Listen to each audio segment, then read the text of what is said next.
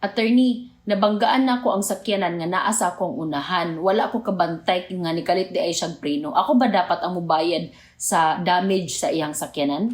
Yes, pwede gyapon ka malayable kay sa atong balaod natay gitawag nga doctrine of last clear chance. So pasabot ani kung kinsa tong naay last clear chance or opportunity to avoid the impending accident unya wala niya gi-avoid ang impending accident, then siya ang maoy ma-held liable for damages. So sa imuhang case, ikaw ang naay last clear chance to avoid the accident kay ngano kay ikaw man ang naa sa luyo, ikaw man ang makakita sa mga sakyanan nga naa sa imuhang atubangan nga nag-una nimo. So by not avoiding the impending accident, then you can be held liable for damages, okay? But if ang nag-una nga sakyanan nimo is also negligent, then ang imuhang liability can be reduced or mitigated because of the contributory negligence sa nag-una nga sakyanan sa imuha, okay? So, if that's the case, if naay contributory negligence ang unahan nga sakyanan, then imong liability kay ma-reduce, okay? So, I hope that's clear and that's it for Let's Talk Legal with Attorney Zai.